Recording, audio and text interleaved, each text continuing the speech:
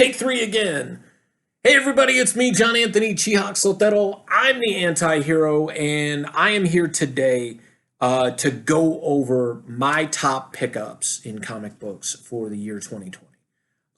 Now, I tried to narrow it down to 10, just wasn't going to happen. So it's actually more than 20 books, but at the same time, it's my list, so I'll do it the way I want. Anyways, the top five in this list is really my top five. The through to 20, not really in any particular order.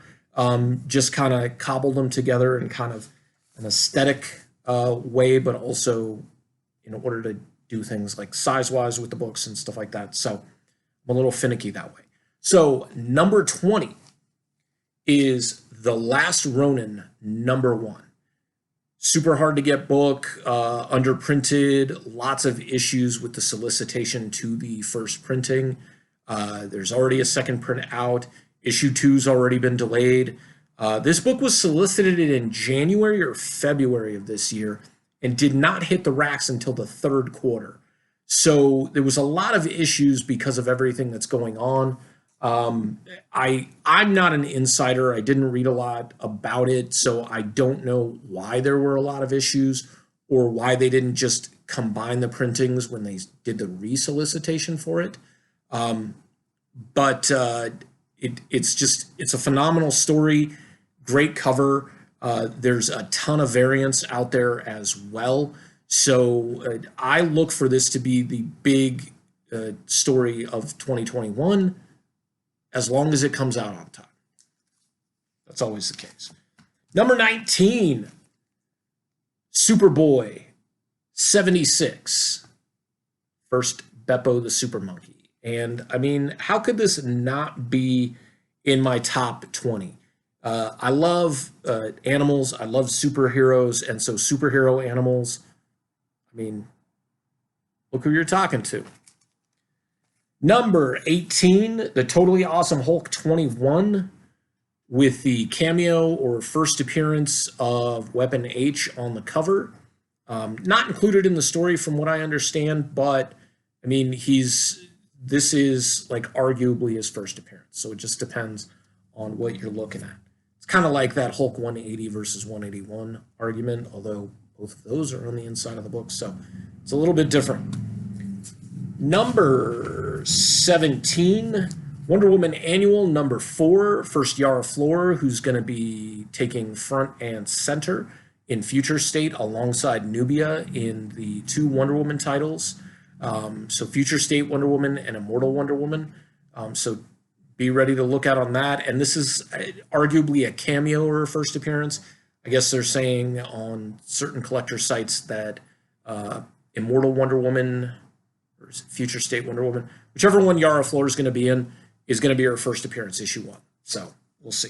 Number 16, speaking of Wonder Woman, she becomes Superwoman when she's part of the Crime Syndicate. First appearance of the Crime Syndicate. This is Justice League number 29.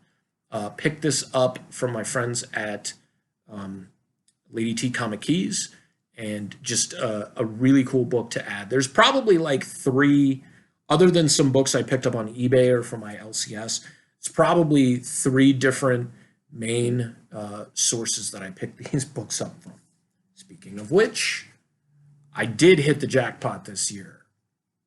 First full appearance of Mary Jane Watson, Amazing Spider-Man number 42. And then this is a book I had years ago. I forget if I bought it off the rack or if I bought it, in a back issue bin. But it is Incredible Hulk 449, the first appearance of the Thunderbolts. This is great Mike Deodato artwork on the cover. Of course, the Thunderbolts being the characters that were masquerading as heroes, but turned out to be all these like classic B villains, and have been reincarnated with different characters under the facade of heroes multiple times. Then we've got The Batman Adventures Mad Love. This is a first print. This was part of a trade I did with an individual on Facebook. He was looking for like vintage band shirts, vintage wrestling shirts. I had a whole bunch of vintage ECW shirts. Part of me is still hurting that I got rid of those. This is one of the really cool books that I picked up as a part of that. Second full appearance of Harley Quinn. Then this was one I couldn't pass up, especially with the deal that I was kind of able, not really able to finagle. The LCS that I'm now getting my books from, when you purchase a certain amount of books, you get points, you get a $10 stamp that you can use towards purchase. I also had a $20 gift card, prepaid Visa from my coworkers. And so with that, when I purchased this, I got this book for cover price. And this is the Batman 99 1 in 25 Jorge Jimenez design variant of Nightwing, who's my favorite character. Really cool kind of side to this is that during the second session of DC Fandom, which was really concentrating more on comics and creators, I got to watch a video of Jorge Jimenez drawing, and along with a couple of other artists. So it was really, really sweet to see somebody whose artwork that I really like, getting to see them draw and see like they're just not necessarily his methodology, but just him drawing. Keeping with Nightwing, this is Amazing Heroes issue 40. This is arguably the first appearance of Dick Grayson as Nightwing, because it has a small article in here about preview for Tales of the Teen Titans 44. It's not an ad. It's a preview of upcoming titles and stories, and it's kind of like Wizard before Wizard was Wizard. And it's also got a drawing of Dick Grayson as Nightwing by George Perez. So pretty sweet. This book, I'm just going to put up. I don't think there's a question as to why this would be on my top 20. When I saw it on the racks, snapped it up. I think it was the last one on the racks too. So this is kind of a twofer right here. This is Justice League 30 and 31 from the New 52. First appearances of Jessica Cruz as Power Ring. You can see her on the cover right there of issue 31. Jessica Cruz as Power Ring and the Green Lantern. One of those characters that I was aware of, but watching Justice League versus the Fatal Five really brought her into my attention. And while watching it, started wondering, like, how is this character who has PTSD and all this anxiety and at times can barely function, like, how would the Green Lantern ring pick her? I myself like to think that I have great willpower and great discipline, but I also have a lot of mental health issues as well. So it's dawned on me while watching this that the ring would be able to sense what was underneath. Like, that anxiety, that PTSD, that's part of the facade that protects her. It's a flaw, yes, but it's also part of the shell. And the ring saw beyond that and bonded with her and gave her that power. So that's really, really cool. These are books that I also picked up from Keith Scharfer, Scharf Dog Comics. Is one of my three sources. Also Dash and Anthony and Sarah from Collector's Haven on the Comic Book Shopping Network, along with Lady T Comic Keys, are like my big sources for picking up books. Some pretty key ones as well. Another one that I got from Scharf Dog,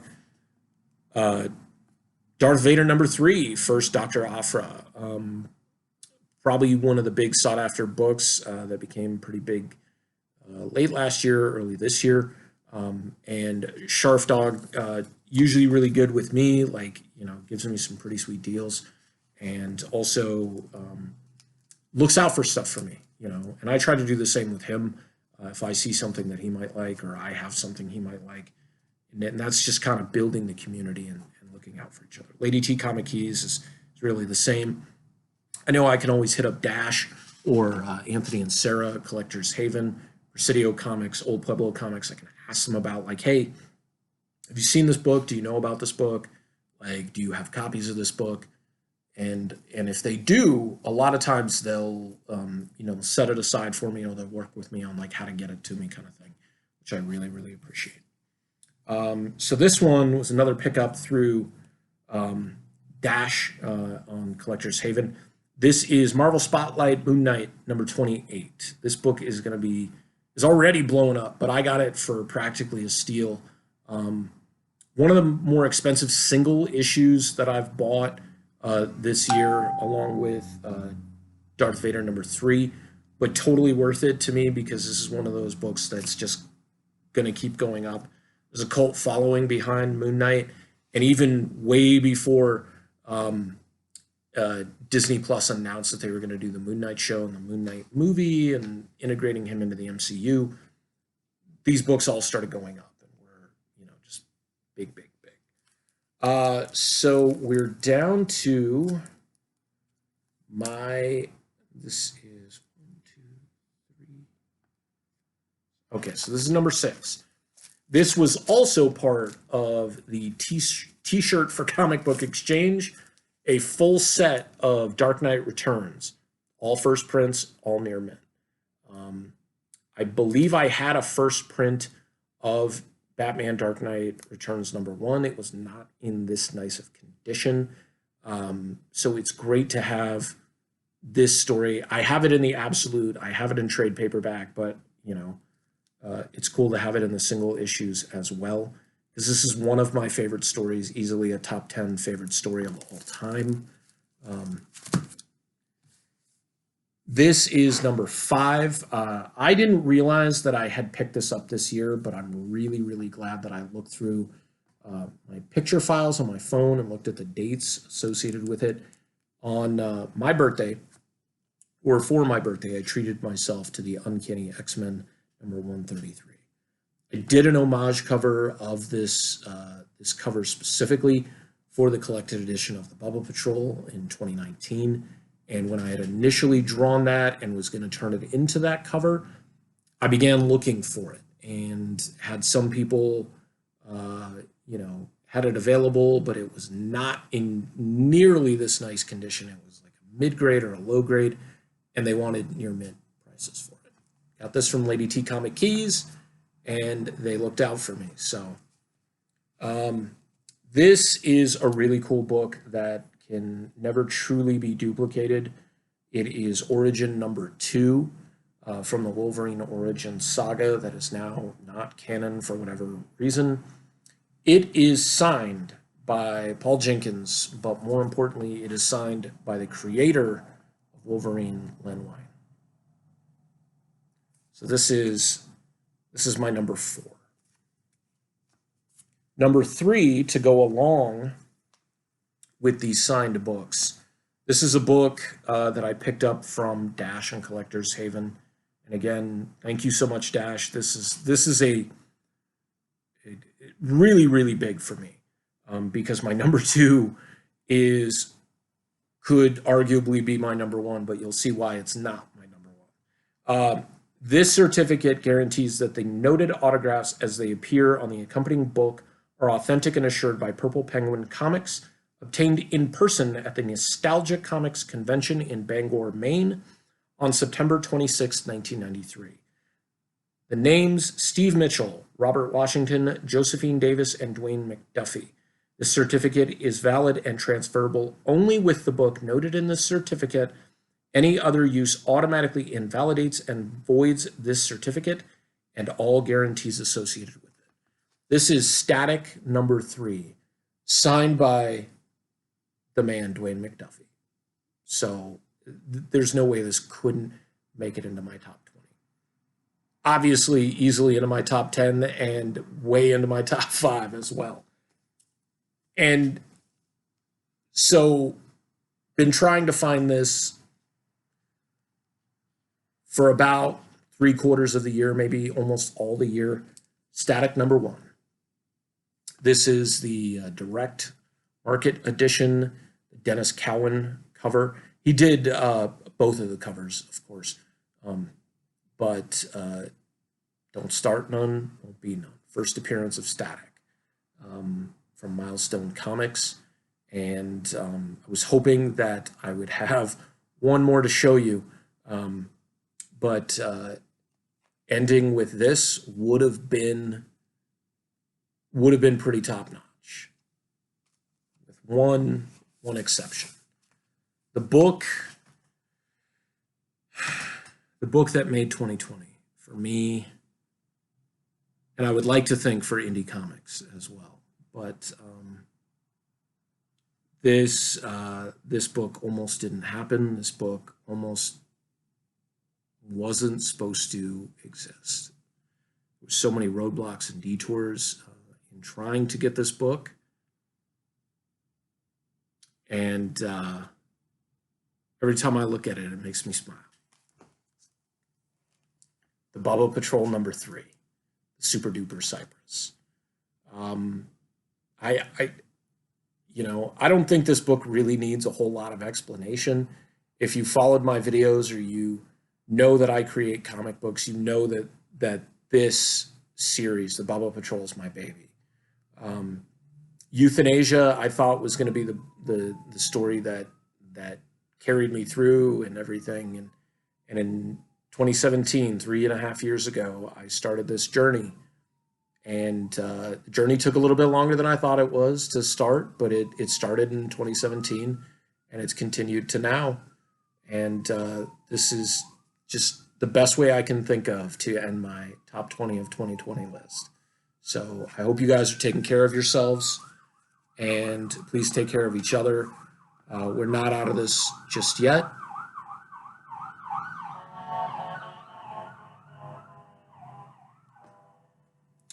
So it's important that we think about things like these heroes. Heroes have to make sacrifices. Heroes have to make their best decisions based on instinct, based on judgment, and based on what is best for the overall. They sacrifice. So please be a hero and make some sacrifices for 2021, because we need it. We're going to get through this because we're strong enough, and we're smart enough, but we're going to get through this because we have to. And we can all be that hero. So just remember who your favorite comic book hero is, and follow that lead. Until next time in 2021, I'm John Anthony Chihawk Soldetto. For the Bubbas, for Agnew, thank you. Stay strong.